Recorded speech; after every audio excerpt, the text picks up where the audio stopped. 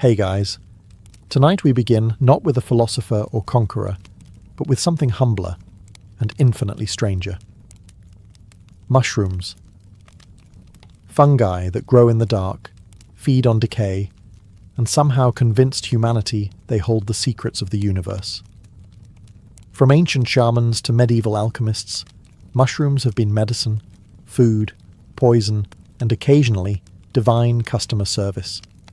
So before you get comfortable, take a moment to like the video and subscribe, but only if you genuinely enjoy what I do here.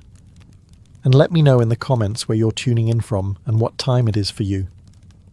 It's always fascinating to see who's joining us from around the world. It's around 40,000 years ago, and humanity is having a rough time. You're barefoot, hungry, and one bad winter away from extinction. The menu consists of whatever doesn't run away fast enough.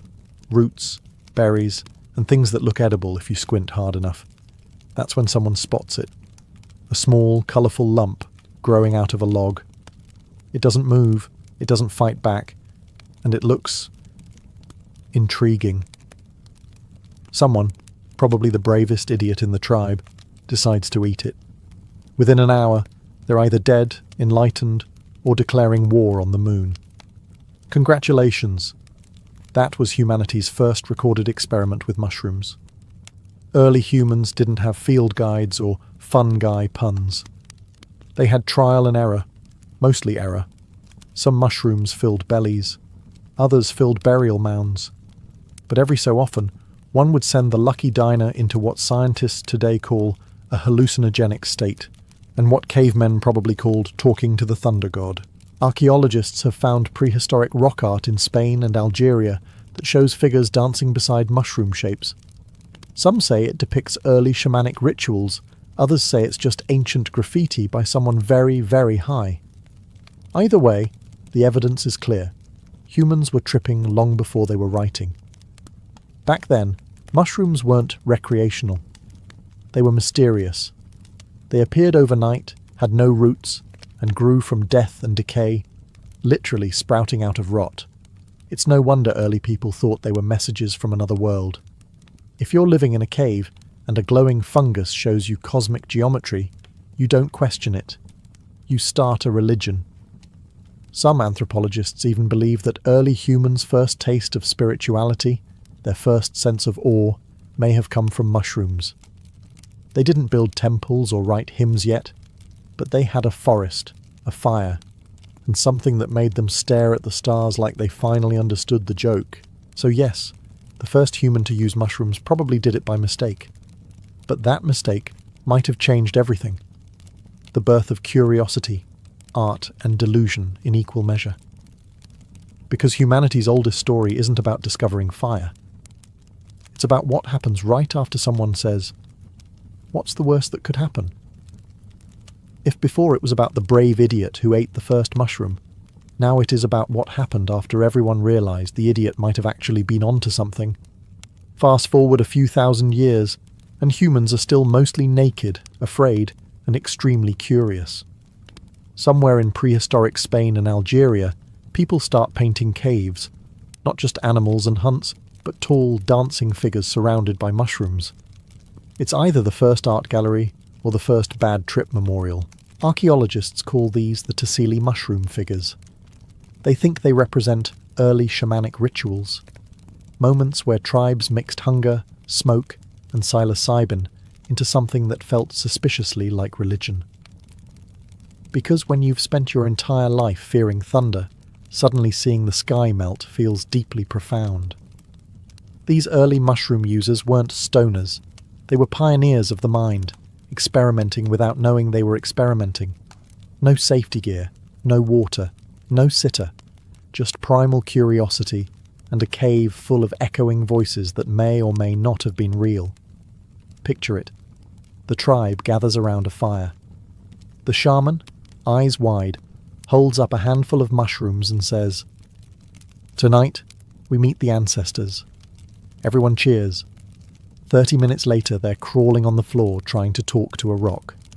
Religion is born. Some modern researchers think these experiences gave humans a sense of symbolism, the ability to imagine gods, spirits, and meaning beyond survival. In short, mushrooms might have accidentally invented mythology. You can almost hear one early human whispering, "Bro, what if the stars are just holes in the sky?" And everyone nodding like it's Nobel-level genius. Of course, not every trip was transcendent. Some were just unfortunate. The same cave art that shows mushroom dancers also shows people lying flat, probably the ones who miscalculated the dosage. Spiritual enlightenment had a learning curve, and most of it involved vomiting. Still, these psychedelic rituals spread far and wide, through Africa, Eurasia, even early Siberia. Proof that wherever humans went, mushrooms followed, whispering new realities from the forest floor. By the end of the Stone Age, we weren't just surviving nature anymore. We were trying to understand it, one bad trip at a time. By now, humanity had realized something profound.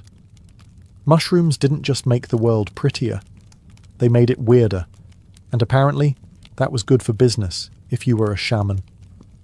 Welcome to ancient Siberia, home of endless snow, freezing wind, and the people who decided that the best way to contact the spirit world was through mild poisoning. The shamans here were the original pharmacists, therapists, and stand-up comedians, all rolled into one trembling, half-naked person beating a drum in -20 degrees Celsius weather. Their drug of choice? The red and white Amanita muscaria, the iconic fairy tale mushroom.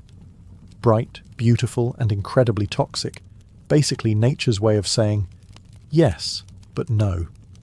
It caused visions, euphoria, and a strong urge to tell people what the spirits thought of their attitude.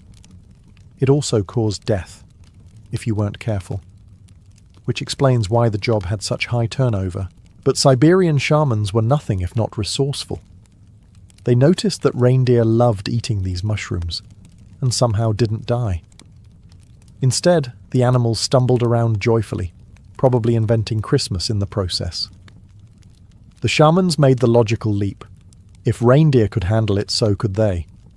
Unfortunately, they couldn't. So they developed a workaround. They drank the reindeer's urine. It sounds disgusting because it is. But the psychoactive compounds passed through the animal filtered and safer to consume. So yes, the first known instance of recycling was a man drinking reindeer pee to talk to the moon. Humanity's creativity truly knows no limits. The resulting rituals were spectacular. Shamans would enter trances, claim to fly, and describe meetings with ancestors or animal spirits. Villagers believed them, probably because anyone willing to drink urine and scream into the void had earned some respect. For all their insanity, these rituals worked, at least socially. They unified tribes, explained the unexplainable, and gave people hope that someone, somewhere, knew what was going on. The shaman was part therapist, part priest, and part performance artist, with an impressive tolerance. So, while modern spirituality involves incense and playlists, ancient spirituality was mostly frostbite, hallucinations, and second-hand reindeer urine. And yet, somehow, those frozen psychonauts laid the foundation for humanity's oldest idea, that maybe, just maybe, the meaning of life could be found in a mushroom if you survived it. While Siberian shamans were busy drinking reindeer urine and calling it enlightenment, the people of the Americas were developing their own, far more dignified relationship with mushrooms. In the lush jungles and high temples of Mesoamerica, fungi weren't just food, they were theology. The Maya, Mixtec, and Aztecs all used psychedelic mushrooms in religious ceremonies. They called them Teonanacatl, the flesh of the gods, which, to be fair, is a better marketing name than possibly lethal forest sponge. Eating them wasn't recreation, it was communion.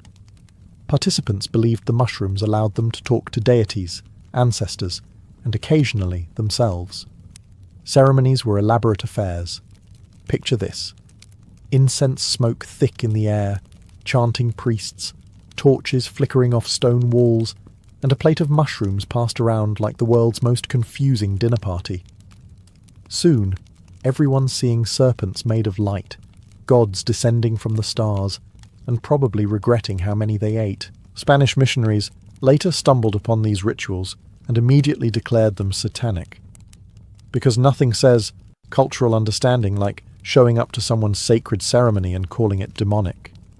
Reports from the 16th century describe priests consuming mushrooms that cause madness and prophetic speech, which, to be fair, is exactly what prophecy sounds like when you're sober. To the Aztecs, though, these experiences were divine truth. Mushrooms were sacred bridges, a way to experience life and death in one sitting. Warriors ate them before battle to see visions of victory, or more realistically to stop caring about dying. The nobility used them in feasts, mixing ecstasy with cosmic symbolism. The gods approved, the stomachs did not. When the conquistadors arrived, they banned the practice, burned the temples, and forced conversions, because clearly the best way to save a soul is to ruin the party first. The rituals went underground, surviving in whispers and secret ceremonies that still echo in parts of Mexico today. So while Europe was terrified of mushrooms, Mesoamerica had already mastered them, philosophically, spiritually, and gastronomically. They didn't just use mushrooms to escape reality. They used them to understand it. Unfortunately, Europe's contribution to the discussion was, as usual, "Stop that. It looks fun." While the Aztecs were chatting with their gods through mushrooms, the ancient Egyptians were busy turning fungi into both food and myth, which is what Egypt did with pretty much everything. If something looked mysterious, glowed strangely, or smelled like it came from another world, they assumed it was divine. And mushrooms? They checked all three boxes. The Egyptians called them the food of immortality. Pharaohs believed they were sent from Osiris himself, a gift from the afterlife, sprouting from the dark, fertile soil of the Nile. Which makes sense, because nothing says eternal life like something growing out of decomposition. They treated mushrooms as a delicacy reserved for royalty and priests. Commoners were banned from eating them, the world's first recorded instance of gatekeeping psychedelics. In paintings and papyri, mushrooms appeared in the hands of healers, high priests, and gods, though curiously, never anyone smiling. Mushrooms also found their way into medicine.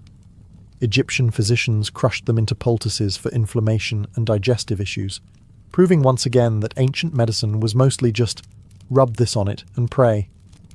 They were stored in apothecaries alongside lotus flowers, honey, and other natural remedies that worked mainly on optimism. Of course, not everyone saw mushrooms as holy. Some saw them as a very convenient way to solve political problems. When Emperor Claudius later died of a poisoned mushroom, yes, the Romans learned from the Egyptians, the phrase, "the food of the gods," suddenly took on a darker meaning. Egypt may not have invented the mushroom assassination, but it definitely would have appreciated the aesthetic. Still, the Egyptians' reverence for fungi wasn't entirely misplaced. They noticed mushrooms appeared overnight, seemingly from nowhere, and decayed just as mysteriously. To them, that cycle mirrored death and rebirth. The same philosophy that built pyramids, preserved mummies, and invented the concept of pharaoh still working remotely from the afterlife. So, in true Egyptian fashion, mushrooms became both divine and deadly, a symbol of eternity that could still kill you before dinner. They didn't know about spores, enzymes, or mycelium networks. They just knew that if a plant popped out of the ground without explanation, it was either sacred or a lawsuit waiting to happen. By the time mushrooms reached ancient Greece, humanity had already figured out two important things. Alcohol makes people loud, and fungi make people weird. So naturally, the Greeks combined both into something they called religion. Welcome to the Eleusinian Mysteries, a secret initiation ceremony so exclusive that participants were legally forbidden to talk about it. Which is impressive, considering most of them were probably too high to form complete sentences anyway. Every year, thousands of Athenians, including philosophers, statesmen, and the occasional drunk playwright, travelled to Eleusis to experience enlightenment through a drink called kykion. It was a barley-based brew, possibly laced with ergot, a fungus that grows on grain and happens to contain the chemical foundation for LSD. That's right. The path to divine truth may have started with a mouldy smoothie, The ritual itself was part spiritual awakening, part group hallucination. Participants fasted, drank kykeon, and then wandered through torchlit tunnels, while priests shouted cryptic phrases about death and rebirth. By dawn, everyone emerged claiming to have seen the mysteries. Historians still argue about what that means, but judging by the art, it involved a lot of nudity, snakes, and vague optimism. Of course, ancient Greece was already full of people who didn't need help questioning reality. Plato and Aristotle built entire careers on confusing their students. But the mysteries took it further. They promised first-hand experience of eternity. Or, at the very least, a fantastic excuse to skip work for 3 days. It wasn't just about drugs, though. It was about confronting mortality in a world that didn't yet have Netflix. The Greeks genuinely believed the kykeon ritual could dissolve fear and unite mortals with the gods. The fact that it also made you see purple horses was just a bonus. Naturally, the Romans later banned it. They called it unseemly and dangerously joyful, which, in Roman terms, meant fun and therefore illegal. So while most of Greece was inventing democracy and geometry, Eleusis was out there quietly inventing psychedelia. And they might have been onto something. Thousands swore it changed their lives. But let's be honest. So would accidentally discovering LSD in your breakfast. The Greeks may have seen mushrooms as divine portals to enlightenment, but the Romans took one look at them and said, "That would go great with olive oil." To Rome, everything was a matter of class. The upper crust, the senators, generals, and anyone who owned more than one bath, developed a taste for mushrooms. They were exotic, fragrant, and most importantly, expensive. Eating them wasn't about nutrition, it was about status. The same logic still applies today with truffles and overpriced water. Roman banquets were spectacular displays of excess, tables piled high with roasted peacocks, honeyed dormice, and of course, sautéed mushrooms. Guests didn't ask what kind. That's because mushrooms came in 2 varieties, delicious and fatal. It was like Russian roulette with better seasoning. The Emperor Claudius learned that the hard way. History says his ambitious wife, Agrippina the Younger, served him a plate of mushrooms in 54 CE, seasoned, succulent, and laced with a generous sprinkle of poison. He died shortly after, and Agrippina calmly declared her teenage son Nero the new emperor. Rome mourned briefly, then added mushroom to the list of political assassination tools, right between dagger and stairs. Romans even gave mushrooms a nickname after that, Cibus deorum, food of the gods, which is ironic, because the gods were apparently hungry for emperors. Still, the culinary craze continued. Mushroom dishes stayed popular, partly because nobody wanted to look suspiciously sober at a feast, but not all fungi were deadly. Roman physicians like Dioscorides catalogued edible species for medical use, to treat wounds, soothe pain, and occasionally purify the humours, which was ancient code for cause diarrhea. Farmers used mushrooms to fertilize fields, while philosophers debated whether they were plants, animals, or divine mistakes. To most Romans, mushrooms symbolized life's great gamble. Everything looked beautiful until it wasn't. The same could be said of the empire itself. So while Greece saw mushrooms as messengers of the gods, Rome saw them as garnish, unless of course you were on Agrippina's bad side. Then they were destiny. By the time Nero finished tuning his lyre and setting things on fire, the lesson was clear. Mushrooms may not be evil, but they do seem to have excellent timing. While Rome was turning mushrooms into murder weapons, the ancient Chinese were quietly turning them into medicine. Because where Europe saw a suspicious fungus, China saw a potential cure, or at least a really impressive excuse to avoid dying. Enter the legendary Emperor Shen Nong, the mythical father of herbal medicine. Around 200 BCE, he was said to have personally tested hundreds of plants, poisons, and fungi to see what worked and what didn't. According to legend, he died doing this, which is either heroic or the most predictable outcome in medical history. But before he went, he supposedly discovered a very special mushroom. Lingji, also known as the mushroom of immortality. It didn't actually make anyone immortal, but it did make them feel optimistic about the possibility, which is 90% of medicine anyway. Lingji, today known as reishi, became the gold standard of health in Taoist philosophy, a fungus that balanced the spirit, strengthened qi, and boosted vitality. In other words, the ancient world's version of a supplement ad. Artists painted it in scrolls, emperors drank it as tea, and alchemists tried to combine it with mercury, which was a bold and terminal choice. For the rich, Lingji symbolized divine harmony. For the poor, it symbolized something you'll never afford. Meanwhile, Japan and Korea were also developing their own fungal fandoms. Samurai prized mushrooms like matsutake for strength, while healers brewed psilocybin cousins for mental clarity, or more realistically, confusion with style. Over in India, Ayurvedic physicians used fungi for fevers and spirit healing, proving mushrooms had gone fully global long before fast food did. But China was still the undisputed master of mushroom mysticism. Imperial gardens grew them, scholars wrote about them, and Taoist monks meditated on their form, believing they embodied the balance between life and decay, which is a polite way of saying beautiful corpse. And so, while Rome collapsed under its own ambition, China was busy drinking hot fungus water and calling it enlightenment. Thousands of years later, modern science finally confirmed that Lingji actually does have immune-boosting properties, meaning Emperor Shen Nong's painful career in self-poisoning wasn't entirely for nothing. In short, the West used mushrooms to kill emperors.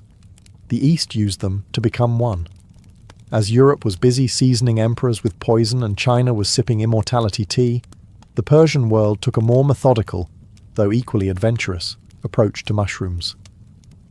Here, fungi weren't just mystic symbols or culinary experiments, they were data points.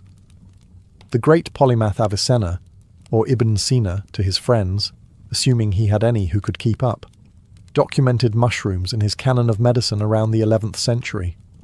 His verdict? Some were healing, some were deadly, and some were best left to God's understanding, which in medieval doctor speak means, I tried it and I regret it. Persian physicians were among the first to realize that mushrooms could serve both as cure and curse, depending on dosage, color, and whether your patient had recently angered the spirits. They used non-toxic species to treat inflammation, ulcers, and infections, often grinding them into bitter pastes that cured you mostly by making you never want to be sick again. But fungi in Persia weren't purely medicinal. They were also mystical. Sufi poets wrote of plants that whisper, describing mushrooms as living metaphors for divine revelation. Imagine a 12th century mystic staring at a toadstool and saying, "Behold, the universe hides within decay." Then imagine his apprentice trying to pretend that made sense. There are also hints of psychoactive mushrooms making their way into ritual gatherings, early Sufi zikr ceremonies where rhythmic chanting, whirling, and herbal mixtures helped participants reach states of ecstasy. Whether those herbs included mushrooms or just really strong mint remains up for debate. But considering the poetry output of the time, something hallucinogenic was clearly happening. Trade routes only fueled the obsession. Persian apothecaries collected rare fungi from the Caucasus, India, and Central Asia, labeling them with cryptic notes like strengthens memory or opens the soul. You know, the kind of claims still found on wellness products today. So while medieval Europe was burning witches for knowing what mushrooms were, Persian scholars were busy cataloguing them, debating their humours, and occasionally ingesting the wrong one for science. The Persian Empire's approach to mushrooms summed up their entire worldview, equal parts reason and mysticism, with a healthy dose of chaos. They didn't always find enlightenment, but they did invent the Middle Eastern version of microdosing, drinking something strange, writing poetry, and pretending it was for research. By the time the Silk Road was in full swing, humans had been eating, worshipping, and dying from mushrooms for millennia. So naturally, it was time to start exporting the experience. The Silk Road wasn't just a highway of silk and spices. It was humanity's first global supply chain for weird ideas and questionable snacks. Caravans left China laden with silk and dried lingji, while Persian traders packed medicinal fungi in jars labelled health tonic, which probably translated to good luck. By the time they reached the Mediterranean, no one knew what they were selling anymore, but everyone pretended to understand because it looked expensive. Mushrooms became part of this vast cultural exchange, carried by merchants, monks, and wanderers who believed that anything that grew overnight and glowed faintly in the dark must be worth sharing. The result? A trade in spores that no one controlled and everyone misunderstood. In India, mushrooms blended seamlessly into Ayurvedic medicine, curing everything from melancholy to spirit imbalance. In Persia, they were ground into love potions and truth elixirs. In China, they stayed the VIPs of herbalism, served in imperial teas that promised eternal youth. Still a better deal than what European nobles were drinking. Along the way, some fungi got reputations they never asked for. The red and white Amanita muscaria, already a Siberian favourite, made its way south, inspiring folk tales of talking animals and flying carpets. Historians now suspect that at least a few early storytellers were, in fact, hallucinating, which honestly explains a lot about flying carpets. Meanwhile, the Mongols and Turkic tribes adopted mushrooms for endurance, dried, smoked and packed for long journeys.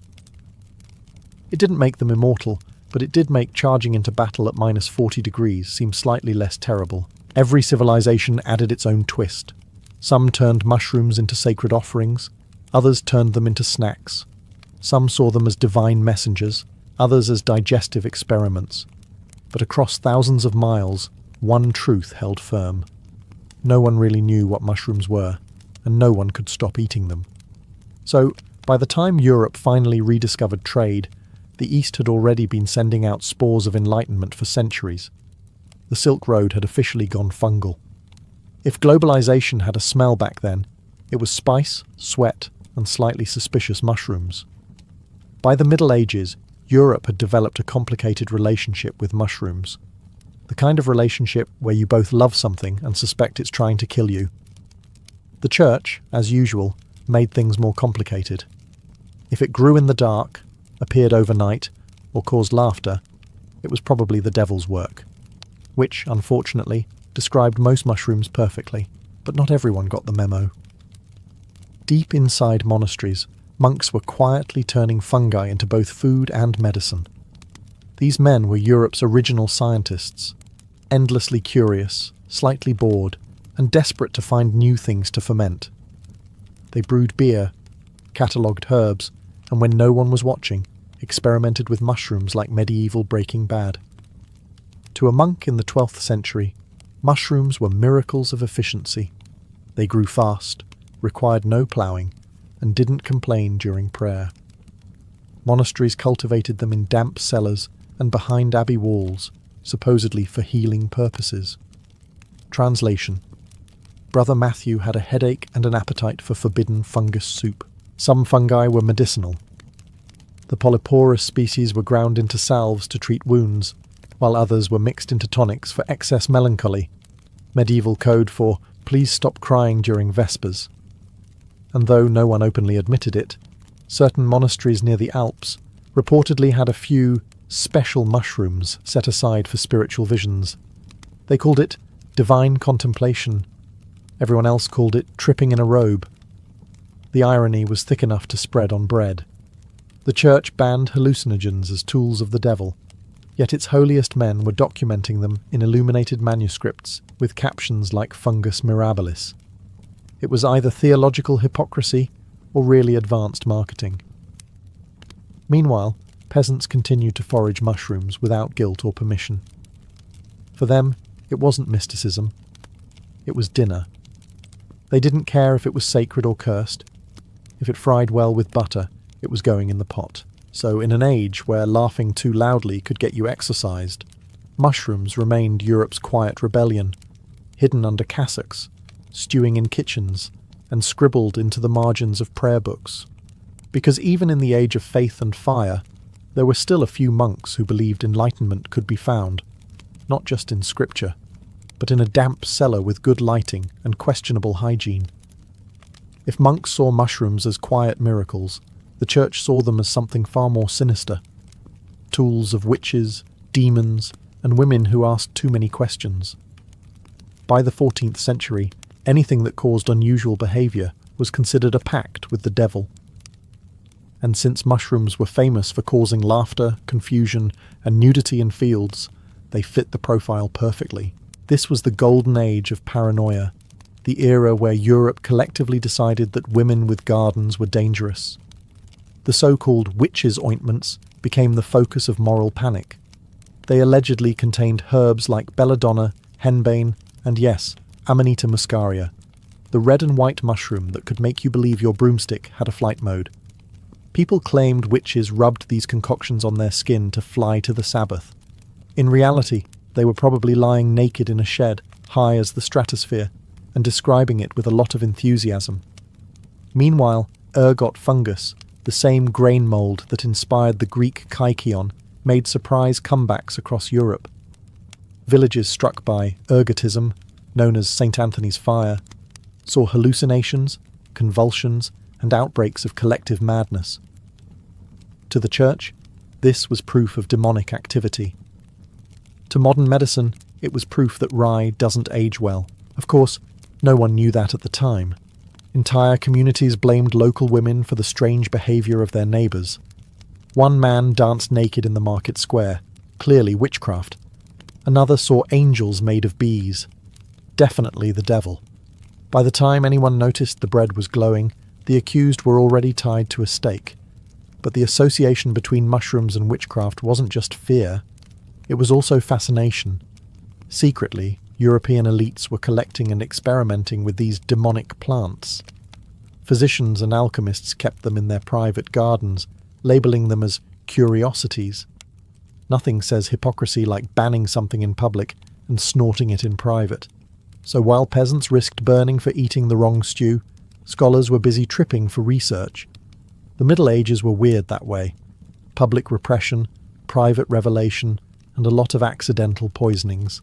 The church may have tried to brand mushrooms as portals to hell, but all it really proved was that the devil had excellent taste in aesthetics. While the church was busy accusing every woman with a basket of herbs of witchcraft, some people quietly kept Western medicine from collapsing entirely. They weren't priests or scholars. They were folk healers, herbalists, and midwives.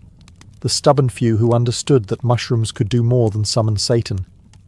These women, and the occasional bearded outlier, learned their craft from generations of observation.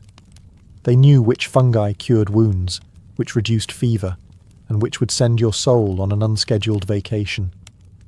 Their pharmacy wasn't stocked with relics or incense. It was baskets, jars, and a solid working knowledge of when not to eat something that glowed. Take Polyporus officinalis, used in Europe to treat infections centuries before antibiotics existed. Or Fomes fomentarius, the tinder fungus, which doubled as both wound dressing and primitive bandage. These women knew that the forest floor could save a life faster than any priest with a prayer book. But to the church, that kind of competence looked suspiciously like sorcery. So the witch hunts began. Every village had its share of wise women, and every inquisitor had a quota. If you could make a tonic that worked, you were accused of consorting with demons. If you failed, you were just bad at your job. Either way, someone got burned. The 15th century was basically a long, deeply unpleasant Yelp review for medieval healthcare. Still, knowledge survived in whispers. Recipes were passed secretly, often disguised as kitchen instructions. Boil 3 cups of milk and add a pinch of nightshade. Wasn't breakfast. It was code. Some monasteries even hired healing women in secret, because miracles were easier to explain when someone else did the work. Despite persecution, these healers influenced the first universities of medicine. Their remedies, mushrooms, herbs, tinctures, made their way into formal texts. The irony? The same people who condemned them later published their recipes under their own names. Medieval plagiarism was truly ahead of its time. In the end, these quiet healers bridged the gap between superstition and science. They were accused of witchcraft for doing what doctors now call clinical trials. So while inquisitors ranted about sin, midwives kept delivering babies, healers kept curing wounds, and the mushrooms, as always, just kept growing. By the time the Renaissance arrived, Europe had finally started to sober up, intellectually, at least. After centuries of burning people for knowing what fungus was, humanity decided maybe knowledge wasn't demonic after all. The printing press was spreading ideas faster than the plague, and curiosity was fashionable again. Mushrooms, once demonized, were cautiously stepping back into the spotlight, ideally not accompanied by screaming villagers. Naturalists began to catalogue the natural world in meticulous detail. Men like Pier Andrea Mattioli, a 16th century Italian physician, described dozens of mushroom species in his herbal compendiums, though his scientific process mostly involved poking them and writing, edible probably. Still, it was progress. For the first time, Europeans admitted that mushrooms might be more than Satan's garnishes. Meanwhile, alchemists, those glorious madmen with flasks and questionable hygiene, were fascinated by the way fungi appeared spontaneously. They saw them as proof of spontaneous generation, nature's way of saying, life just happens. If you left bread in a corner long enough, it grew intelligence, or at least penicillin. Alchemy was 10% chemistry, 90% optimism. Mushrooms also crept into art and symbolism. Renaissance painters, obsessed with the hidden layers of reality, slipped toadstools into forest scenes and religious iconography. Some art historians think the red and white Amanita muscaria even appeared in depictions of the Garden of Eden. A subtle wink suggesting Eve didn't eat an apple, but something a lot more interesting. In the courts, noble collectors kept cabinets of curiosities filled with seashells, fossils, and dried mushrooms. It was the era's version of a YouTube unboxing video, only with more Latin. Scholars debated whether fungi were plants, animals, or something in between. The correct answer, neither, wouldn't arrive for another 300 years, but points for trying. The Renaissance spirit of inquiry cracked open the door that superstition had slammed shut. For the first time since antiquity, mushrooms were being studied instead of feared, dissected for texture, sketched for shape, and occasionally eaten for science, with mixed results. In short, humanity had rediscovered curiosity, and immediately started poisoning itself again, but this time with better lighting and perspective technique. The Renaissance gave mushrooms a seat at the intellectual table. It wasn't quite respect, more like cautious fascination. But after centuries in the cellar, even that was progress. By the end of the Renaissance, mushrooms had officially survived everything: religion, superstition, and several rounds of accidental self-poisoning. Humanity had spent thousands of years calling them food, medicine, miracle, and murder weapon. And somehow, the mushrooms just kept showing up. If resilience were an art form, fungi would have their own wing in the Louvre. As Europe tiptoed into the Age of Enlightenment, science began poking around in places faith had politely ignored. Microscope lenses revealed that mushrooms weren't cursed plants or half-formed beasts, but something entirely different, a separate kingdom of life. It was the biological equivalent of learning your quiet neighbour is actually royalty. Naturalists like Carl Linnaeus tried to classify them, though his categories were about as accurate as medieval weather forecasts. Later, Joseph Pitton de Tournefort, an 18th century botanist who sounded like he'd argue with anyone about anything, insisted mushrooms reproduce through seeds invisible to the human eye. He wasn't wrong, just several centuries premature. Meanwhile, fungi were quietly changing the world in ways no philosopher predicted. In bread, in beer, in wine, they were the unseen workforce of civilization.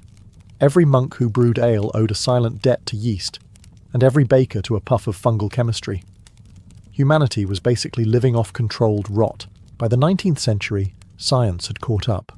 Mycology, the formal study of fungi, became an actual profession instead of a life-threatening hobby. Doctors began using mold extracts to treat infections. Artists painted mushrooms not as omens, but as objects of beauty. And for the first time, no one got executed for owning a particularly colourful one. Mushrooms had come full circle, from ancient shamans' hallucinogens to Renaissance curiosities to scientific marvels. Even now, they remain everything at once: food, poison, cure, and cosmic mystery. They heal and they kill. They feed empires and fuel enlightenment retreats. They're the universe's reminder that beauty and danger are sometimes the same organism. So, when did humans start using mushrooms? Long before history, long before gods, and long before anyone could spell psychedelic. We didn't find mushrooms. They found us. And ever since, they've been quietly whispering from the forest floor, reminding humanity that the best ideas often begin with a terrible snack and a very bad decision. Before she was a queen, Zenobia was a child of the desert, a daughter of sunburnt stone and wind-blown silk. Born around 240 CE in the caravan city of Palmyra, she grew up surrounded by an empire of contradictions. Palmyra was no ordinary Roman province. It was a meeting point between East and West, where Greek marble met Arabian incense and Latin orders echoed through temples of Babylonian gods. In that strange harmony, Zenobia learned to balance worlds long before she ever ruled one. Her family claimed descent from Cleopatra, and Zenobia seemed determined to live up to that legend. As a girl, she received an education that few men of her age could rival. She spoke Greek, Aramaic, Coptic, and Latin, switching tongues as easily as she switched moods. When she wasn't studying Plato or Egyptian chronicles, she was in the saddle, galloping through the desert dunes with a bow in her hand and a hawk on her arm. Her teachers said she possessed virtues, Roman courage, but her heart belonged to the sands of the East. Palmyra's wealth came from the caravans that threaded through the Silk Road, and young Zenobia often watched from the city gates as merchants from Persia, India, and even China arrived with jewels, spices, and silk. She studied them, their languages, their manners, their weaknesses. Every interaction was a lesson. Every gift of incense or gold was a reminder that power often hides behind trade routes and treaties, not swords. Even in her youth, Zenobia's beauty was noted. Olive skin, dark eyes, a voice that could sound both musical and commanding. But her charm was never her true weapon. It was her intellect, sharp, strategic, and dangerous, that made her unforgettable. She didn't dream of becoming a Roman empress. She dreamed of something greater, an empire of her own, ruled not from Rome, but from the desert heart of Palmyra. By the time she reached adulthood, those around her sensed the pull of destiny. The city's priests called her Bat Zabai, daughter of the gods. Her enemies called her ambitious. Both were right. Beneath the silks and jewels, Zenobia was already sharpening her mind like a blade, preparing for the day the desert would rise. Zenobia's rise to power began beside a man who knew the game of empire, her husband, Odaenathus, the warlord of Palmyra. He was everything a Roman emperor loved in a subordinate: loyal, brutal, and effective. Rome relied on men like him to guard the fragile eastern frontier against Persian invasions. But Odaenathus didn't just serve Rome, he outshone it. When the Persians humiliated Emperor Valerian by capturing him alive, Odaenathus struck back, driving Persian armies deep into their own territory. The Romans celebrated him as the restorer of the East. Zenobia watched quietly, memorizing every move. Their marriage was not the story of a submissive wife and her mighty husband. Odaenathus respected her mind, an unusual trait for the 3rd century. She joined his councils, advised on strategy, and corresponded with Roman governors on his behalf. While he commanded legions, she commanded respect. Together they ruled Palmyra as a city-state within an empire, walking that thin line between loyalty and ambition. But empires are jealous creatures. Rome tolerated Odaenathus, so long as he fought their wars. The moment he grew too successful, whispers began to spread that he might make himself emperor of the East. In 267 CE, after a victorious campaign, Odenathus and his eldest son were assassinated. No one ever proved who ordered it.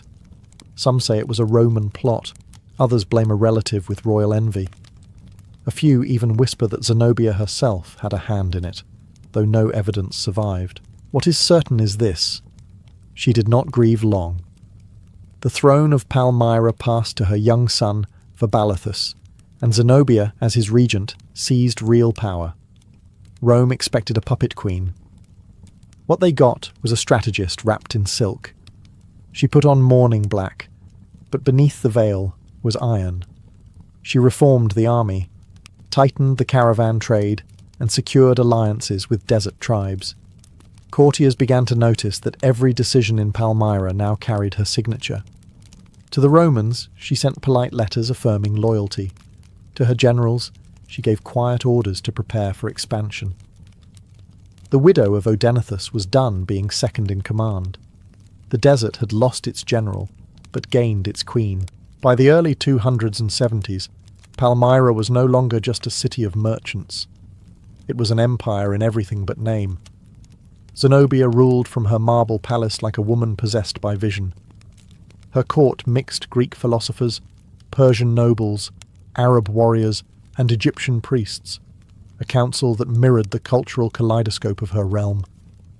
She spoke to each in their own language, switching tongues mid-sentence, leaving foreign envoys dazzled and disarmed. Rome saw a provincial regent. The East saw a new Cleopatra. Zenobia knew symbols mattered. She minted coins showing her son Vaballathus wearing the laurel wreath of Roman emperors, while she herself appeared as Augusta, the title reserved for empresses. To Rome, this was a polite provocation. To her people, it was a declaration. Palmyra was equal to Rome, not beneath it. Her palace was filled with scholars debating Plato and military men sharpening their swords. It was philosophy and conquest in perfect rhythm, exactly how Zenobia liked it. She spent her mornings on horseback reviewing troops, archers from the desert tribes, armoured cataphracts from Persia, and mercenaries from as far as Cappadocia. The army of Palmyra was not large, but it was fast, loyal, and personally devoted to their queen. They called her Septimia Zenobia, Mother of the East. Her leadership wasn't theatrical, it was magnetic. She ate with her soldiers, rode with them through dust storms, and was said to endure hunger and thirst as they did. But beneath all this brilliance was a slow, deliberate rebellion. Zenobia began to govern like an empress independent of Rome. She raised her own taxes, issued her own decrees, and even opened negotiations with Persia, Rome's mortal enemy. When her advisers warned her that the Romans might not tolerate such arrogance, she smiled and said, "Let them come across the desert if they dare." Palmyra had become the envy of the East, wealthy, secure, radiant under her rule. Trade routes stretching from the Nile to the Indus passed through her city, and the caravans paid homage not to Caesar, but to her.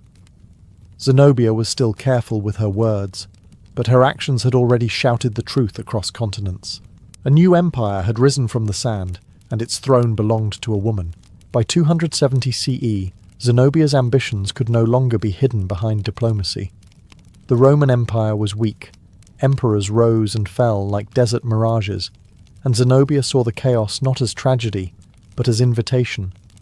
Her eyes turned south toward Egypt, the ancient jewel of the Nile, the breadbasket of Rome, and, in her mind, a rightful part of her dominion. Egypt, after all, had once been ruled by Cleopatra, her claimed ancestor. To conquer it would not merely expand her borders, it would seal her legend.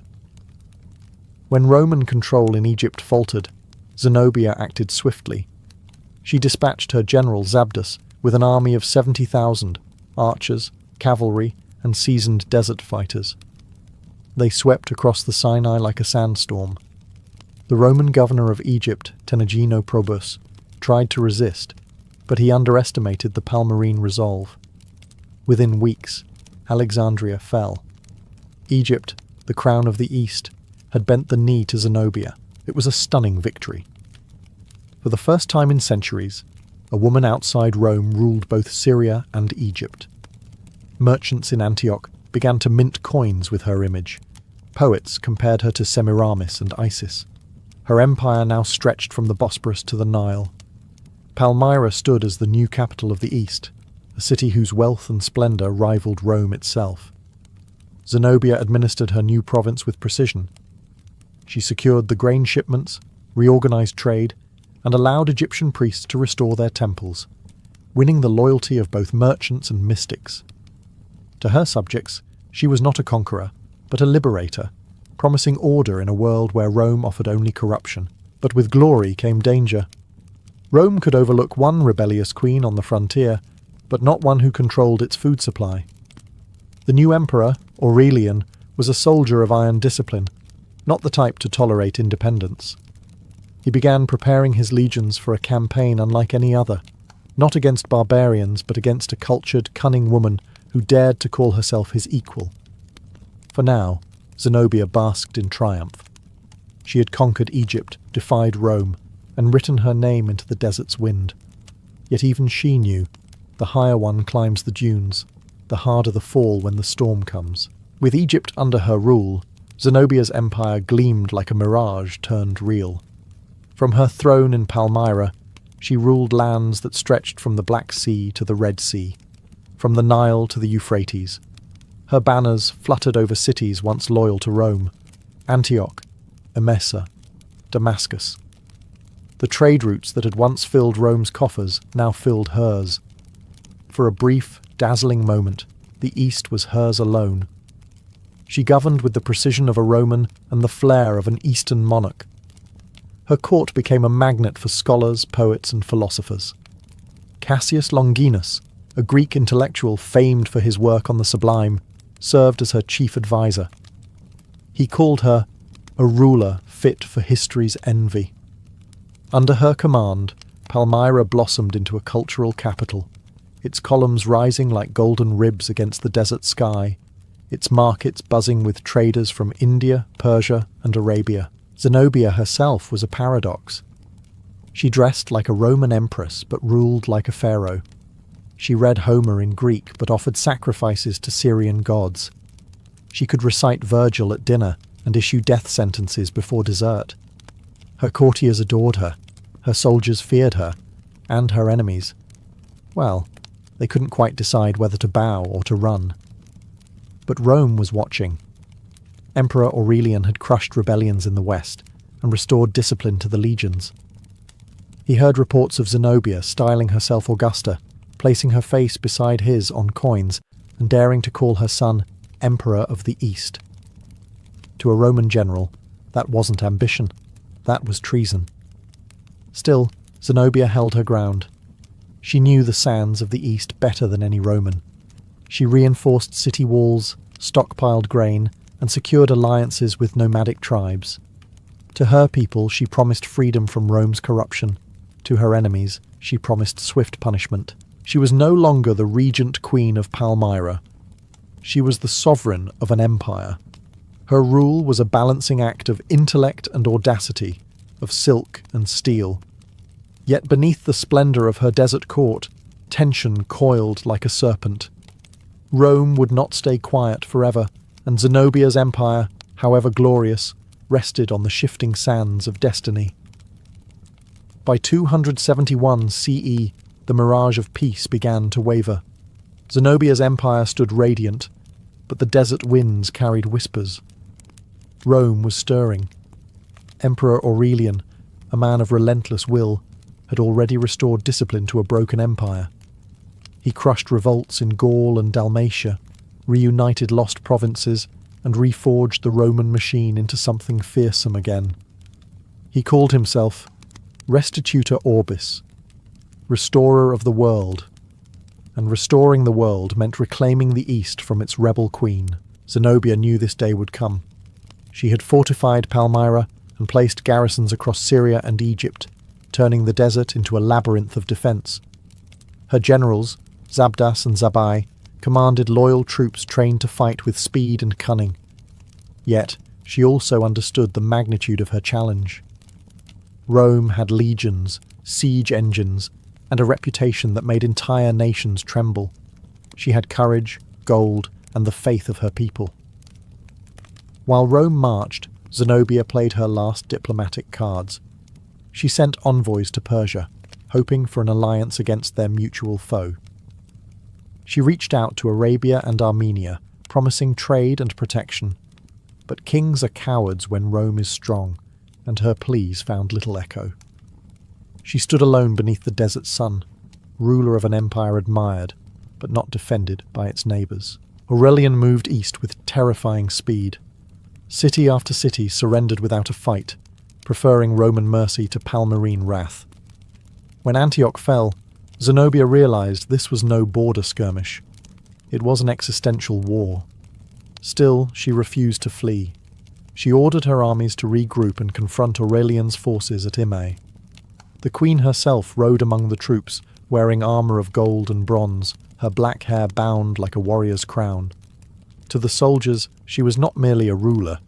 She was a symbol, proof that even Rome could bleed. But Aurelian was not the kind to underestimate a woman. He studied her movements, anticipated her traps, and prepared to strike where she least expected. The desert would soon witness a duel unlike any before, the iron will of Rome against the burning pride of Palmyra. Zenobia had built an empire out of courage. Now she would need it to survive. The clash came in 272 CE near the city of Imae, under a sky heavy with desert heat. Zenobia's army, proud and seasoned, faced Aurelian's disciplined legions, the queen's banners fluttering like flames against the Roman eagle. At first, fortune seemed to favour her. Her cavalry, those fierce cataphracts clad in glittering bronze, smashed into the Roman lines with thunderous precision. Aurelian's troops staggered, the desert trembling under hooves and steel. For a moment, it looked as though Palmyra might truly defy the empire that once ruled the world. But Aurelian was cunning. He feigned retreat, a classic Roman ploy, luring Zenobia's cavalry deep into the open plains. Under the punishing sun, the heavily armoured Palmyrans began to slow, their horses gasping for water. Then Aurelian struck. His fresh reserves swept in from the flanks, encircling the exhausted riders. What began as triumph turned to disaster. When the dust settled, Zenobia's forces were broken, her banners trampled beneath Roman boots. Yet the queen did not surrender. She retreated to Emesa, rallying survivors and refusing to accept defeat. From there, she withdrew further to Palmyra itself, her desert fortress, her heart, her symbol. Behind the city's colossal walls, she prepared for a siege that would test her will and her people's faith. Inside Palmyra, morale was high at first. Zenobia walked the ramparts daily, encouraging her soldiers, promising that the gods favoured the east. Her presence alone was enough to turn fear into defiance.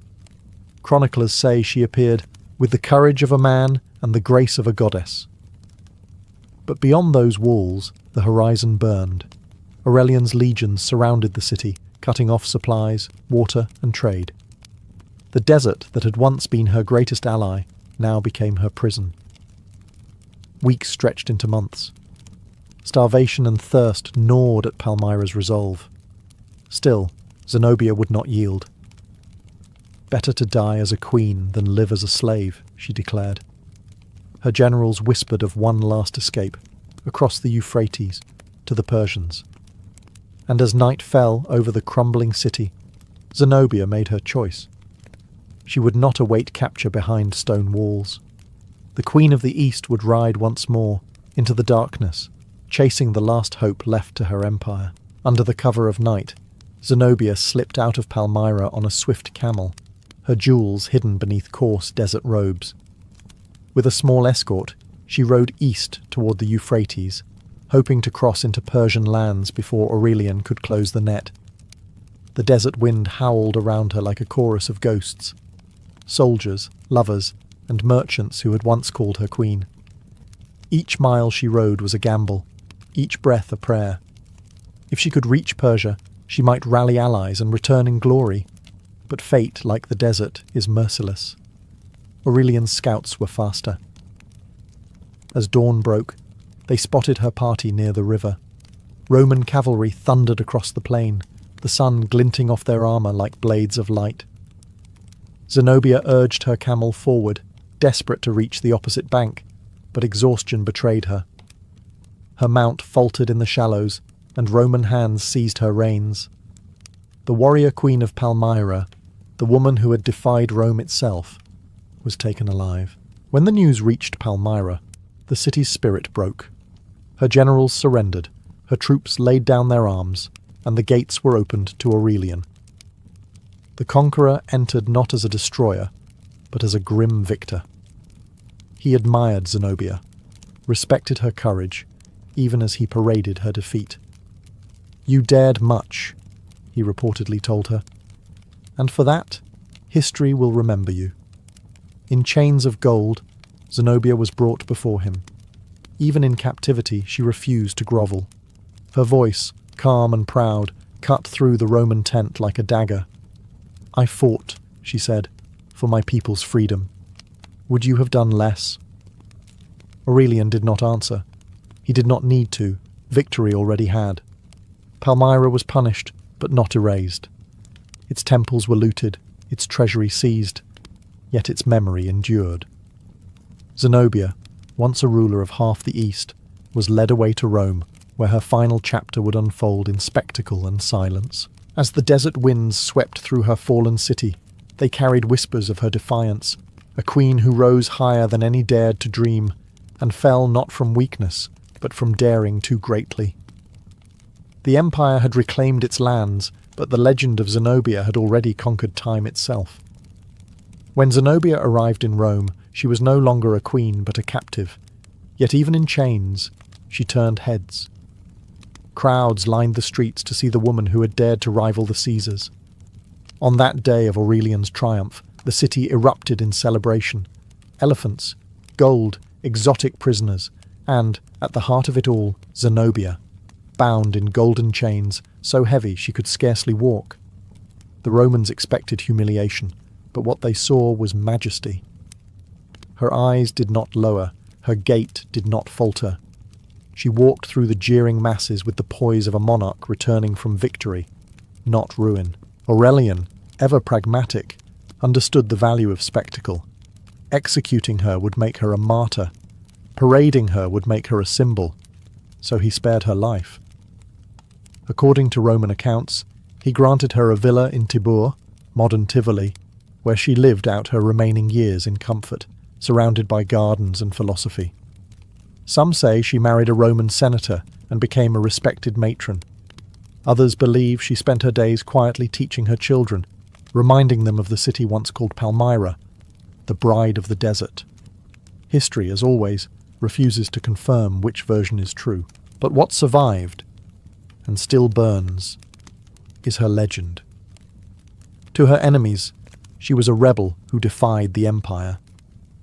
To her admirers, she was a philosopher queen, the last light of the classical world before it dimmed into the dark ages. She ruled with intellect instead of inheritance, audacity instead of permission. In an age when women were expected to adorn thrones, not seize them, Zenobia rode into history with a sword in one hand and a scholar's scroll in the other. Palmyra would never regain its glory. The sands reclaimed its streets, its columns crumbled, and its empire vanished into dust. Yet Zenobia's name endured, whispered by historians, sculpted by poets, painted by romantics. She became what every conqueror secretly fears, and every dreamer secretly adores, a reminder that empires can be built not just by men with armies, but by women with vision. Her story closes not with defeat, but with defiance, the echo of a queen whose courage outlasted her crown. In the shining heart of classical Athens, the city that gave birth to democracy, theatre, and philosophy, half the population lived behind closed doors. While men gathered in the agora to argue about justice and freedom, Women moved like shadows through private courtyards, forbidden from public debate and civic life. Athens celebrated liberty, but only for men. For women, virtue meant silence, modesty, and invisibility. An Athenian woman was not a citizen. She could not vote, own property independently, or represent herself in court. Her name was rarely spoken outside her family. To mention a respectable woman in public was considered improper. Even her face was often hidden, her life measured by obedience and discretion. And yet, beneath this veil of anonymity, she was essential. Every home, every lineage, every fragment of domestic order depended on her. From the moment of birth, her destiny was decided by gender. A boy would be lifted into his father's arms, presented to the gods, and raised to speak in the assembly. A girl would be swaddled in silence. Her education focused on household skills, spinning, weaving, child-rearing, and modesty, the arts of survival within the walls. Her father would arrange her marriage, usually before she reached 16, and she would move directly from his authority to her husband's. The legal term for her was kurios, meaning guardian. A woman could not exist in Athens without one. Yet the system that confined her also depended on her. She managed slaves, oversaw food and finances, produced the city's next generation, and ensured that her family's name remained honourable. The irony was striking. She was both excluded and indispensable. Men debated the future of Athens. Women maintained its present. At night, when the city's torches dimmed, women's voices echoed softly through the courtyards, teaching songs to children, whispering myths, and passing down wisdom in ways the philosophers never recorded. They might have been invisible in public, but their influence seeped through every household, shaping the morals and values that sustained Athenian life. They were the quiet architects of civilization, unseen, unheard, and yet inescapably vital. For all its ideals of reason and freedom, Athens rested on foundations laid by women the city refused to see. For an Athenian woman, the home was her universe, and the Gymnasium was its centre. This women's quarter, often located deep within the house, was both sanctuary and prison. Its purpose was simple: to separate women from the outside world. In Athens, a respectable woman did not wander the streets or mingle freely. Her duty was to remain within, preserving her virtue and her family's honour. The city prized the unseen woman, silent, modest, invisible, the very opposite of the courtesans and priestesses who moved freely in public. Within the Gymnasium, she reigned with quiet authority. She managed the household's finances, directed slaves, and supervised the weaving, one of the most respected domestic crafts in Athens. Weaving was more than a chore. It was symbolic of womanhood itself. To spin thread and create order from chaos was to mirror the divine work of Athena, patron goddess of both wisdom and weaving.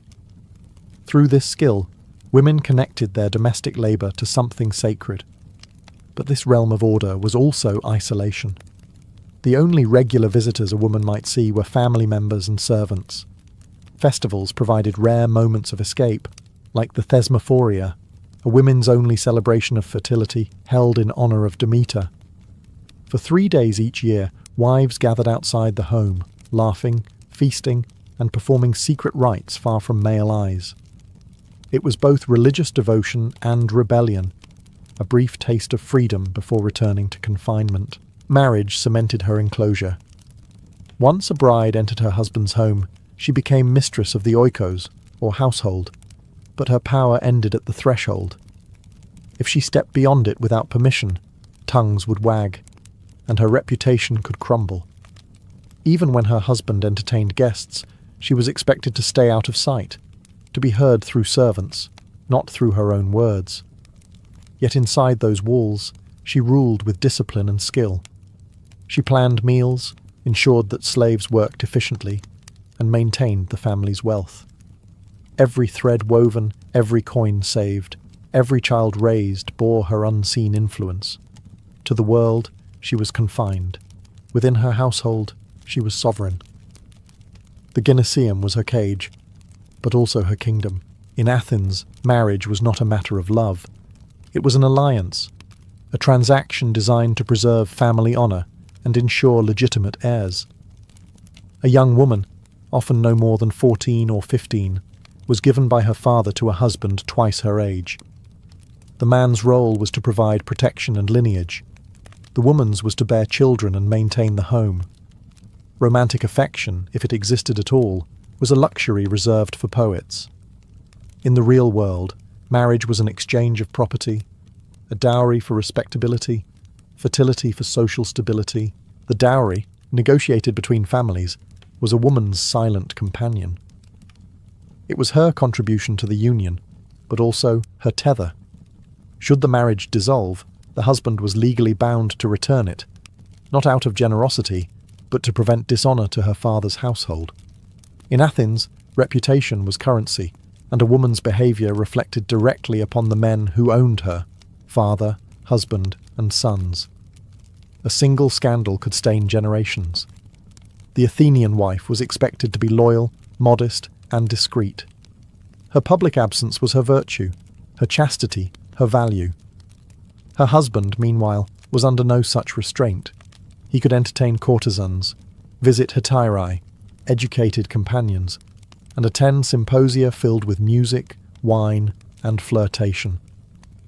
Yet if his wife so much as spoke too freely to another man, her reputation could be destroyed. The double standard was not accidental. It was the architecture of control. Motherhood was the cornerstone of her worth. Bearing a son secured her position within the family and the city. A woman who failed to produce heirs risked being cast aside, replaced by another bride, or relegated to quiet irrelevance. Her role was sacred yet precarious. She gave life to citizens, but was denied citizenship herself. Still, within this system, women carved subtle power. A clever wife could manage her husband's estate, influence his decisions, and guide her children's futures. Through restraint and intelligence, she could become indispensable, the quiet strategist behind the facade of male authority. Marriage in Athens was not a union of equals, but a negotiation between visibility and survival. Behind every respectable man stood a woman, invisible yet essential, her dignity maintained through silence and strength. In the eyes of Athens, a woman's highest calling was motherhood, not for personal fulfillment, but for the service of the city. To bear children, especially sons, was considered her most patriotic act. The philosopher Pericles himself once declared that the glory of a woman was not to be talked about among men, yet every Athenian man owed his existence, education, and inheritance to the woman society refused to name. When a boy was born, his arrival was celebrated publicly. His father held him high before household gods, and later registered him as a citizen. The mother, meanwhile, recovered in silence. If a daughter was born, the ceremony was quieter, almost an afterthought. Girls were blessings for domestic continuity, but boys were the pillars of democracy. Athenian law was clear. Only a child born to an Athenian father and mother could become a citizen. This made wives vital, even as they were excluded from public life. Their wombs guarded the purity of the polis. The responsibilities of motherhood were immense. From infancy, the mother oversaw her children's care, discipline, and early education. Sons stayed with their mothers and nurses until the age of 7, learning stories of heroes, gods, and morality. These tales, often told at night by lamplight, were more formative than any classroom. They shaped the next generation's ideals before philosophy ever touched them. Daughters, meanwhile, were prepared for the same cycle: domestic skill, modesty, and obedience. Motherhood carried its own moral weight. A good mother was expected to embody restraint, wisdom, and loyalty. If a child dishonoured his family, the mother's name was whispered with blame. Her virtue extended beyond the home. It defined the moral fibre of Athenian society. Yet, despite this sacred duty, women had no control over their children's legal fates. Fathers could expose infants they deemed unwanted, a grim decision made without a mother's consent. Her role ended at the boundary between nurture and law. Still, the mother's influence lingered long after her silence. Her songs shaped citizens, her discipline moulded soldiers, her compassion softened philosophers. Though Athens denied her voice in the assembly, she spoke through generations, her wisdom hidden in every citizen who once rested in her arms. In Athens, education was the pride of every free man, and the quiet exclusion of every woman. Boys studied rhetoric, music, and philosophy to prepare for citizenship. Girls learned obedience, thrift, and the art of invisibility. A boy's mind was sharpened for debate, a girl's was moulded for discretion. To educate a woman was seen as unnecessary, even dangerous. Knowledge, after all, led to independence, and independence was the one luxury no Athenian woman could afford. A girl's schooling began at home. Her mother or nurse taught her domestic skills, how to spin wool, bake bread, mix perfume, and manage servants. She learned how to keep accounts, how to ration food, and how to move quietly through her own house. The loom was her textbook, the spindle her diploma. Even stories, myths, and songs were filtered through the lens of morality. The message was always the same: modesty, restraint, silence. There were, of course, rare exceptions. Families wealthy or eccentric enough to educate their daughters. These women could read the epics, quote the poets, even write letters. But their intelligence was meant to remain private, a quiet ornament to their virtue. A woman too clever, too outspoken, risked ridicule or suspicion. The Greeks admired Athena, goddess of wisdom, but would never tolerate a mortal woman who acted like her. By contrast, education for boys was a public affair: gymnasia, tutors, and philosophical discussions in the agora. They learned to argue, to lead, to make laws. Athenian democracy depended on eloquence, yet half its population was deliberately kept voiceless. This divide was not ignorance by accident, it was policy. Silence preserved order. Ironically, the women who were most educated were not the wives of citizens, but the hetairae, high-class courtesans who entertained men in symposia. These women studied philosophy, poetry, and politics so they could engage men's intellects. They were outsiders, yet they moved in circles forbidden to respectable wives. It was the cruelest of paradoxes. Athens feared educated women, but paid them handsomely to speak. In a city that worshipped the mind, the female intellect was hidden like contraband. And yet, through whispers, songs, and bedtime stories, women passed down their own lessons. The quiet wisdom that no philosopher could silence. Though excluded from politics, Athenian women found power where men feared to tread, in the sacred world of the gods. Religion offered them a rare stage, a realm where their voices, movements, and rituals shaped the spiritual rhythm of the city. Within temples and festivals, women were not shadows. They were conduits between the mortal and divine. The most honoured role a woman could hold was that of a priestess. Unlike civic offices, which were closed to women, priesthoods carried genuine authority and respect. The priestess of Athena Polias at the Parthenon ranked among the most influential figures in Athens, consulted by generals, revered by citizens, and paid by the state. Her word could bless armies or condemn decisions. In a world where men made laws, she made meaning. Religious festivals gave all women, rich or poor, brief freedom from the confines of the home. During the Thesmophoria, wives gathered in secret to honour Demeter, goddess of fertility and harvest. For 3 days, the city belonged to them. They feasted, joked, performed ancient fertility rites, and spoke freely about marriage, men, and childbirth. No husbands were allowed to attend. To the male eye, it was a mystery. To women, it was liberation. Other festivals, like the Panathenaea, allowed women to participate in civic life symbolically. They wove the peplos, a sacred robe for the statue of Athena, a labour of piety and pride. When the finished garment was carried in grand procession to the Parthenon, it was both a religious offering and a statement of quiet presence. Women might not speak in the assembly, but their work adorned the city's goddess. Religious roles blurred the lines of gender. A woman who could not step into the agora could step into a temple. She might not debate laws, but she could interpret omens, oversee rituals, and mediate with the divine. Within this sacred sphere, women wielded a kind of invisible sovereignty, not through force or law, but through faith. In a society that confined them, religion became their loophole. Behind veils and incense smoke, Athenian women claimed a form of dignity that even the philosophers could not explain, the power to stand before the gods as equals. If the Athenian wife was expected to be silent, the courtesan, or hetaira, was celebrated for her voice. Athens divided its women into two worlds, the respectable and the desirable. The wife guarded the home, the courtesan animated the symposium.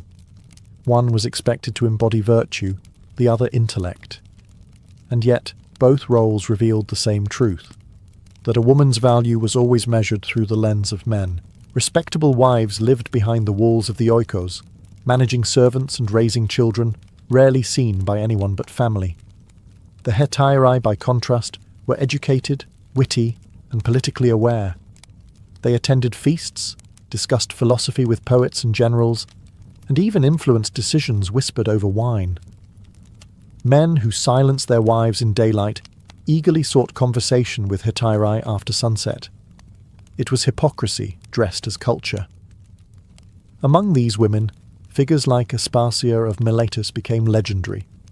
Partner to Pericles, she hosted gatherings of the city's greatest minds, Socrates, Anaxagoras, and others, all men who claimed to value wisdom, yet denied it to their own wives. Aspasia was both admired and vilified, admired for her intellect, condemned for possessing it. Her existence proved that Athenian men respected intelligence in women, just not when it belonged to their own. The life of a hetaira was not easy. Freedom came at the price of legitimacy. She could earn wealth, own property, and travel, but she could never marry an Athenian citizen or bear legitimate heirs. Respectable women envied their autonomy. Men desired their company. Society condemned them. They lived at the border between admiration and disgrace.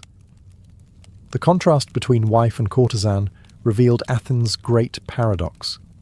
The city that built the Parthenon, a temple to wisdom itself, believed that the mind of a woman was dangerous unless it was safely hidden or publicly shamed.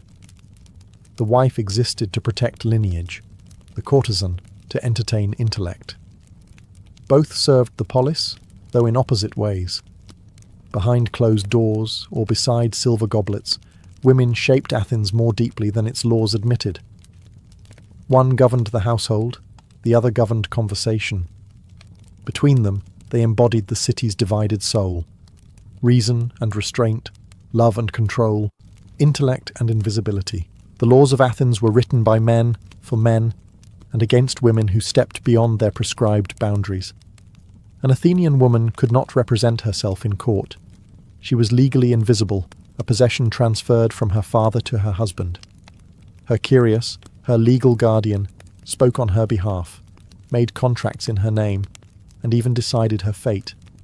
The city that prided itself on freedom treated women as perpetual minors, forever in need of supervision. Adultery was the gravest crime a woman could commit, not because it betrayed love, but because it threatened legitimacy. A citizen's wife was the vessel of inheritance. If her loyalty was questioned, so too was the purity of the family line. The law allowed a husband to kill an adulterer caught in the act without trial. The wife, however, faced social death, divorce, exile, and disgrace. Her lover died quickly. She died slowly, through whispers and isolation. For men, moral expectations were flexible. They could visit courtesans, take concubines, or engage in liaisons without losing honour. Their pleasure was seen as natural, women's desire as dangerous. Philosophers justified this imbalance with reasoned absurdity. Aristotle declared that women were incomplete men, emotional, impulsive, and in need of rule. Even Plato, who imagined a city of equality in his Republic, limited his idealism to theory. In Athens itself, freedom was a male luxury. The courtroom and the gossip circle worked together to enforce control. Scandals spread faster than justice. A woman accused of impropriety might never face trial. but her reputation could be ruined by rumour alone. In a society obsessed with honour, shame was the most efficient weapon. Silence was both defence and punishment. Yet even within this cage of laws, women learned the rules well enough to bend them. Some used religion as refuge, others managed estates through trusted slaves or sons. A clever widow could protect her property and influence politics indirectly. The system was designed to limit them, but it also relied on their obedience, and that dependence gave them leverage. The law claimed to define morality, but morality was often a mask for control. Athens was built on justice, but its foundation rested on silence. The silence of women whose restraint kept the city's illusion of order intact. For all their invisibility, Athenian women were the quiet engineers of the city's endurance. The men of Athens built temples and debated philosophy, but it was women who sustained the rhythm of daily life, who wove, fed, birthed, mourned, and remembered. Their contributions were so deeply woven into the fabric of society that they became invisible, mistaken for mere tradition rather than power. Every Athenian home was an ecosystem held together by female labour. Women organised servants, stored grain, managed accounts, and ensured that estates passed smoothly through generations. When husbands left for war or trade, wives became de facto heads of household, negotiating with merchants and supervising the farmhands. The city's economy depended on women's unseen work as much as it did on male commerce in the agora. The irony was profound. Athens taught that freedom made a man civilized, yet civilization itself rested on the unfree labour of women. In myth, however, their power surfaced openly. Athena, patron of the city, was a goddess of wisdom and warfare, an immortal woman embodying virtues men claimed as their own. Women like Penelope, who ruled her household with cunning patience, or Antigone, who defied unjust law, stood as literary mirrors of real Athenian endurance. The stories men told to entertain themselves often revealed the very strengths they denied existed in living women. Even the art that adorned the Parthenon, those graceful reliefs of goddesses and priestesses, was a quiet confession. Men might carve marble, but they immortalized women in it. Every woven peplos, every domestic shrine, every whispered prayer tied women to Athens' cultural heartbeat. By the late classical age, the cracks in this silence began to show. Philosophers debated virtue, dramatists questioned power, and playwrights like Euripides gave women sharp tongues and sharper minds. The city's walls might confine its women, but its stories could not. Through myth, art, and memory, they found a voice that history could not erase. In the end, Athenian women were both prisoners and pillars, bound by custom, yet essential to its survival. They were the unseen architects of the world's first democracy, denied a vote, but shaping the civilization that would one day debate equality itself. When the ashes of Mount Vesuvius buried Pompeii in 79 CE, they sealed not only its buildings, but its voices. For centuries, the city slept under volcanic rock, perfectly preserved, waiting to speak again. When archaeologists began digging it out in the 18th century, they didn't just uncover villas, temples, and mosaics. They uncovered something far more intimate: graffiti.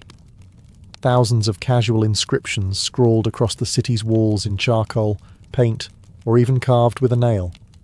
Crude, funny, romantic, obscene.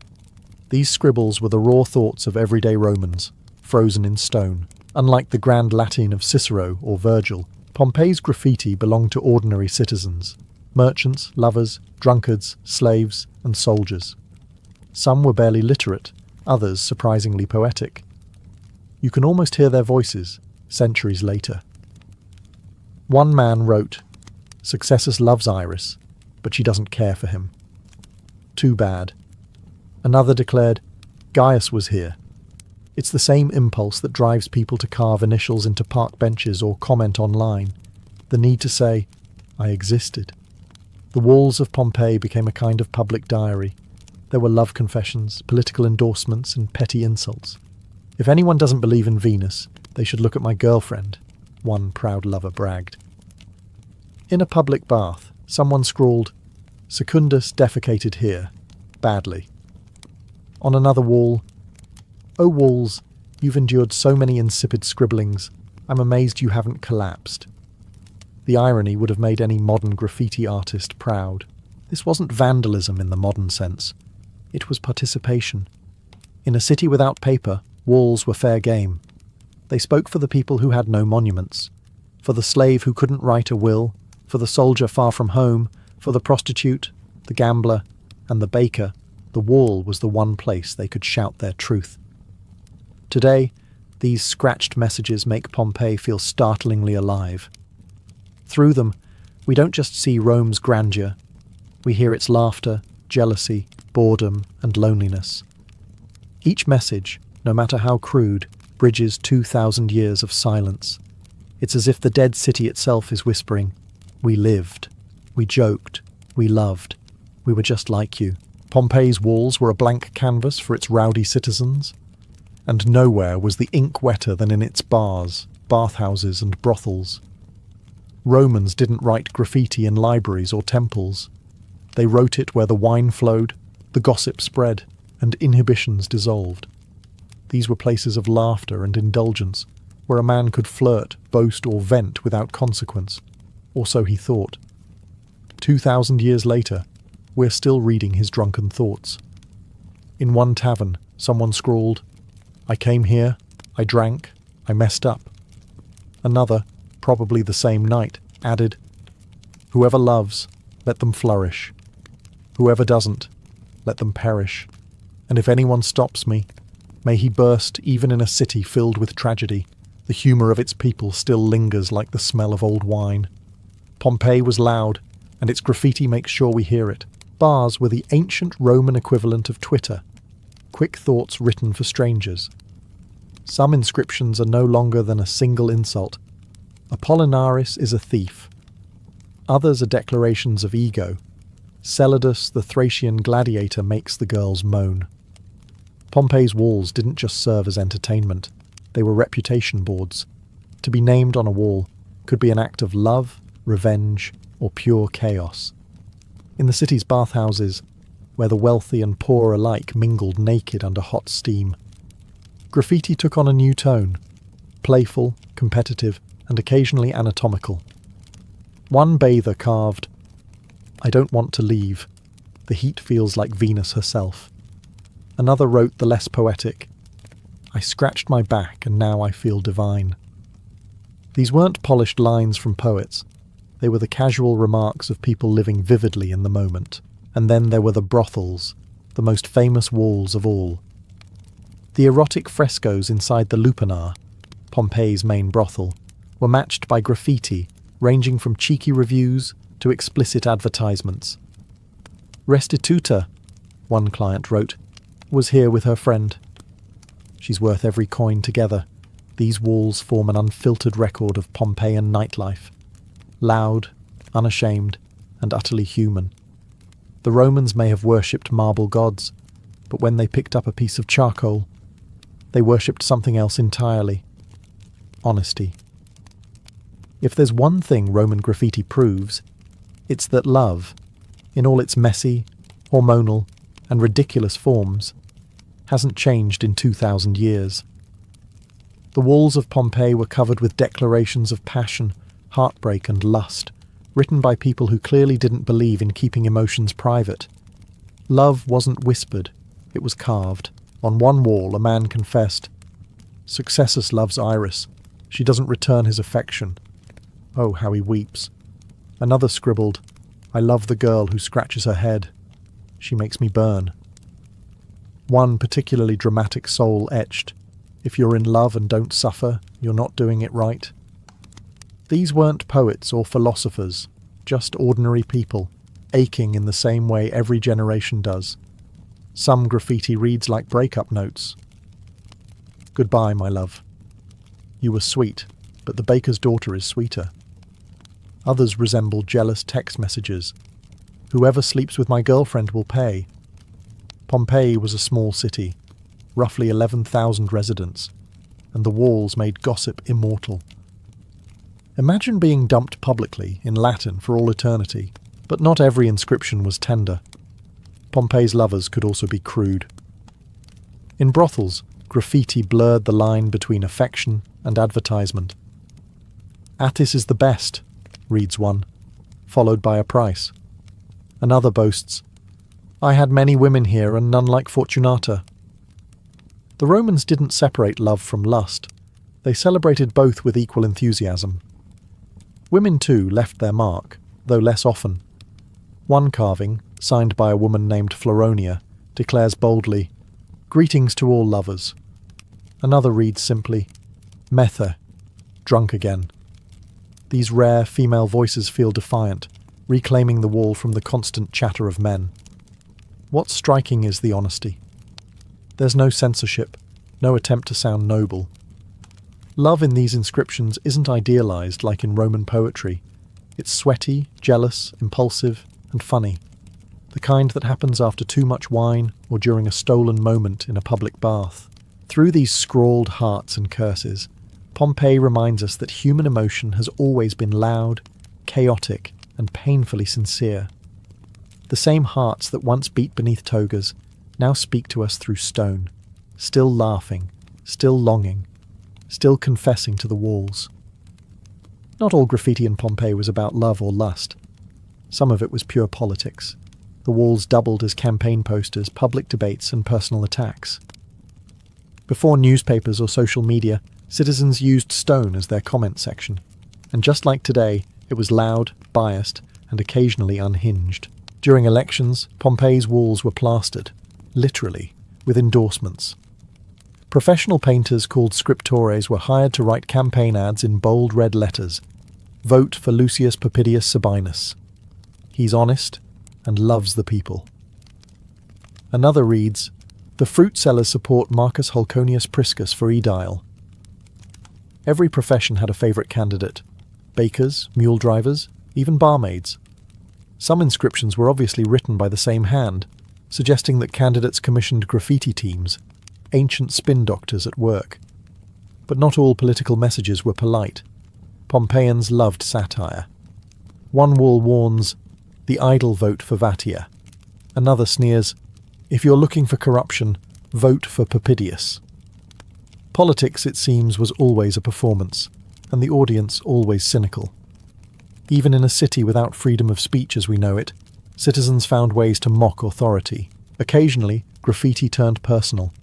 Rival candidates accused each other of theft, drunkenness, or adultery.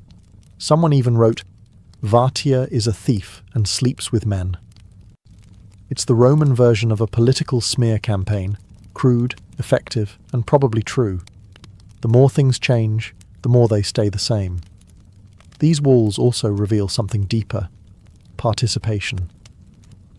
Though women and slaves couldn't vote, they still took part in the noise. Archaeologists found graffiti written by slaves endorsing their masters' friends, loyalty expressed through chalk and plaster. Others simply mocked their betters, enjoying a few lines of rebellion while no one was looking. What makes Pompeii's political graffiti so fascinating is its honesty. The marble inscriptions of Rome glorified emperors. Pompeii's walls captured the gossip of democracy in miniature. It wasn't about ideals. It was about personality, pride, and pettiness. 2,000 years later, the red campaign slogans still cling to walls like faded election posters. They remind us that politics has always been personal, messy, and written where everyone can see, sometimes in ink, sometimes in spray paint, and once upon a time, in wet volcanic plaster. If ancient Rome had a comedy club, it was Pompeii's walls. The city's graffiti shows that Romans loved humour, especially the kind your grandmother wouldn't approve of. They mocked their neighbours, bragged about their exploits, and wrote insults so creative they could make modern comment sections blush. One of the most famous reads, "Secundus defecated here, badly." Another replies underneath, "Thanks for the warning." It's pure bathroom humour, timeless and universal. In another bathhouse, someone wrote, "Apollinaris, doctor of the emperor Titus, had a good time here with 2 girls." He's a lucky man. The Roman sense of humour was raw, personal, and often filthy. They didn't separate art from obscenity. For them, both were expressions of life. Pompeii's humour wasn't limited to bodily jokes. Some graffiti reads like ancient trolling. One message says, "We have wet dreams, walls. Why won't you?" Another declares, "Oh walls, you've endured so much nonsense. I'm amazed you haven't collapsed." That line could hang in any modern restroom. Even self-deprecation made an appearance. "I'm amazed, oh wall, that you're still standing after all the stupid things written on you." The Romans laughed at themselves, and their graffiti proves they were masters of irony. Insults were another favourite pastime. "Emilius has a small organ," one person carved proudly. Another reads, "Eutychus is cheap, 2 asses." There were jabs about bad lovers, lazy workers, even corrupt officials. Nothing and no one was safe. The walls were democratic in their cruelty. Everyone got roasted. But humour also served as release. Pompeii was a bustling, crowded city. Between the noise of carts, the heat of the baths, and the tension of daily survival, laughter was a survival instinct. The graffiti gave people permission to be ridiculous, to say what couldn't be said out loud. It was therapy, Roman style. What makes this graffiti so endearing is its honesty. These weren't philosophers trying to sound clever. They were ordinary people writing after too much wine, carving their jokes into eternity. The same impulse drives memes today. The urge to mock life's absurdities before life mocks you. Pompeii's walls remind us that humour survives everything, even volcanic ash. Among the thousands of scribbles across Pompeii's walls, one theme appears again and again. Names. Gaius was here. Marcus loves Julia. Cornelius the cook. Sometimes the messages say nothing more than a signature, yet these names are perhaps the most haunting graffiti of all. In a world without photography or social media, carving your name was an act of immortality.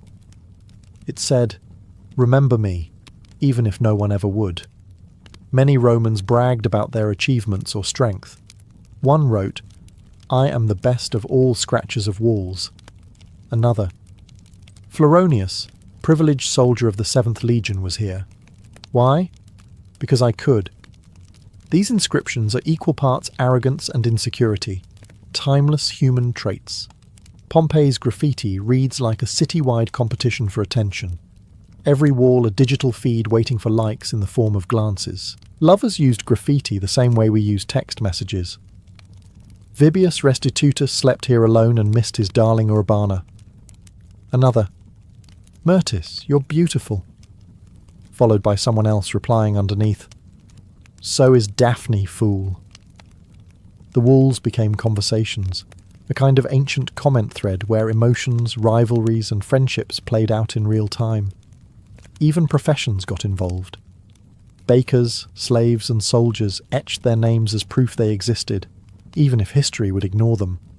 In a city where tombstones glorified the wealthy, graffiti gave the poor their own kind of monument. Every name scratched into plaster was a rebellion against anonymity. The beauty lies in the simplicity. These weren't planned inscriptions. They were impulsive, sometimes drunken, moments of existence captured forever. The writer didn't expect an audience beyond tomorrow, yet here we are, 2,000 years later, reading their words. And in that strange way, their wish for immortality worked. Their empires fell, their gods faded, their city burned, but their handwriting survived. We may not know who Marcus was, or whether Julia ever loved him back, but we know they lived, and laughed, and hoped someone would see their names. Every scratched letter in Pompeii's walls reminds us of one universal truth. Humans have always wanted to be remembered. The Romans didn't build the internet. They built the first wall posts. If Pompeii's walls could blush, the brothels would have kept them red forever. The Lupanar, the city's main brothel, was not just a house of pleasure. It was a museum of graffiti. Its cramped stone rooms, decorated with erotic frescoes, became confessionals where clients, prostitutes, and voyeurs all left their marks. What they wrote wasn't poetry.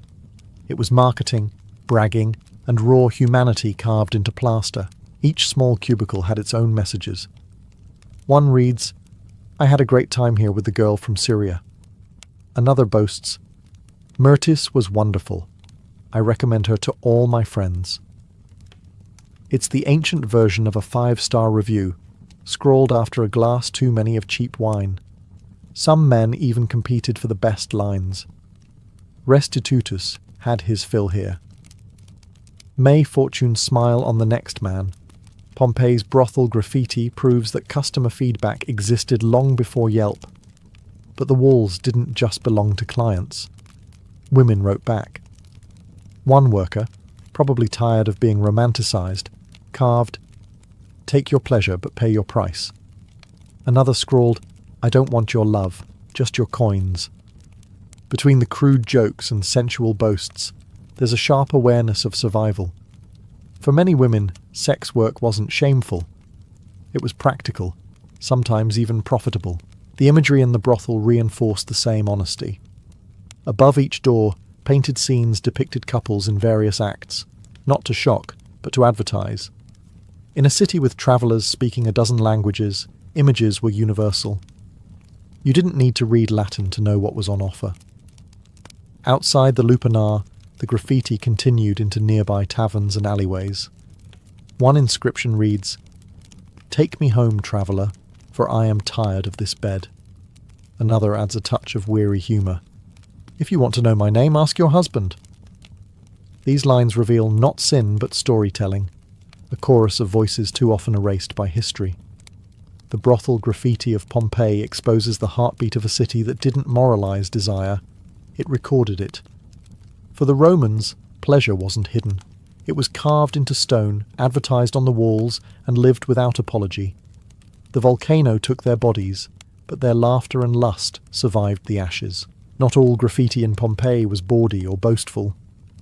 Between the dirty jokes and love notes, you find prayers, desperate, grateful, or fearful, scratched by hands that believed the gods might be listening. Faith and profanity shared the same walls, and that's what made Pompeii so human. In one house, someone carved, "Health to you, Lord Mercury, bring me profit."